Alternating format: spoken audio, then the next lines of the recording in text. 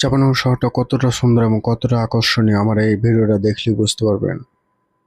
তো hello viewers, আসসালামু আলাইকুম। তো আপনাদের মাঝে আরো একটা নতুন ভিডিও নিয়ে চলে এলাম। তো ফার্স্ট অফ অল আমরা চলে এসেছি চাপানগর মহানন্দা ব্রিজের উপরে। তো আজকে আমার ভিডিও টপিক হচ্ছে পুরো চাপানগর শহরটা ঘুরবো এবং আপনাদের সামনে এক্সপ্লেন করব। তো আজকে আমার জার্নিটা শুরু হচ্ছে মহানন্দা ব্রিজের উপর থেকে। মহানন্দা ব্রিজ নিয়ে যতটা বলবো ততটা কম হবে। তো এতটা সুন্দর এবং এতটা আকর্ষণীয়, আপনার যদি মন খারাপ হয়, আপনি যদি মহানন্দা ব্রিজের উপর এসে দাঁড়ান, দেখেই আপনার মনটা শান্ত হয়ে যাবে এবং অনেক মনটা একবারে ফুরফুরে হয়ে যাবে। তো ফার্স্ট অফ অল আপনাদের মনটা যদি ভালো করতে চান তাহলে আপনাদের মহানন্দা ব্রিজটা ঘুরতে আসতে হবে। মহানন্দা ব্রিজে অনেক আবহাওয়া ভালো এবং অনেক, তো ফার্স্ট অফ অল দেখতে পাচ্ছেন মহানন্দা ব্রিজ কতটা রাত্রেবেলা কতটা সুন্দর লাগে এবং কতটা আকর্ষণীয় লাগে। চারিদিকে লাইট লাগানো আছে, এই কারণে আরো আমাদের মহানন্দা ব্রিজটা সৌন্দর্য আরো ফুটে উঠেছে। এখানে অনেক বাতাস এবং প্রকৃতির সাথে মনে হচ্ছে আমরা যাচ্ছি তো এখানে প্রকৃতির সাথে কথা বলছি। একবারে এক কথায় মন জড়ানো পরিবেশ। তো এখানে একটু গ্যাঞ্জাম ছিল, এখানে ভিডিওটা ফাস্ট করে চলে এলাম। তো এখানে টোল ছিল, টোলটা দিলাম। টোল দেওয়ার পর আমরা আরো সামনে এগিয়ে গেলাম। তো এখানে একটু গ্যাঞ্জাম ছিল, এই কারণে আমরা ভিডিওটা ফাস্ট করে আমরা আরো সামনে এগিয়ে গেলাম। দিয়ে চলে এলাম আমাদের কাঙ্ক্ষিত, আমাদের এখানকার সব থেকে বিখ্যাত নিউ মার্কেটের। এখানে দেখতে পাচ্ছেন অনেকগুলো দোকানপাট আছে এবং অনেক কিছু আছে। তো এখানকার সৌন্দর্যটা এতটা সুন্দর, এখানে অনেক মানুষ দেখতে পাবেন এবং এখানে একটু গ্যাঞ্জাম থাকে।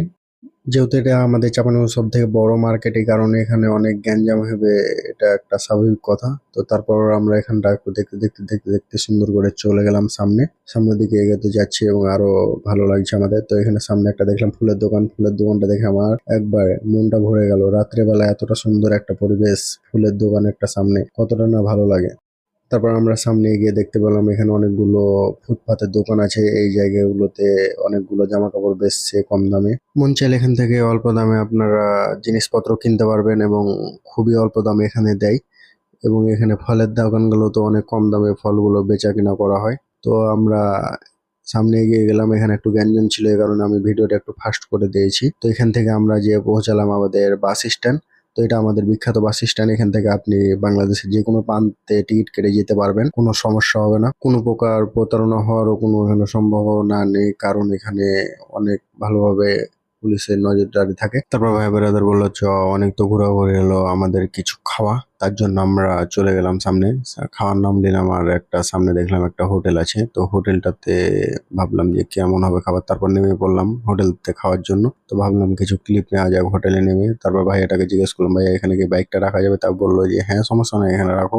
বাইক রেখে তাদের হোটেলে খাওয়া দাওয়া করলাম, অনেক ভালো লাগলো। তো আজকের ভিডিওটা এতটুকুই ছিল। Bye bye.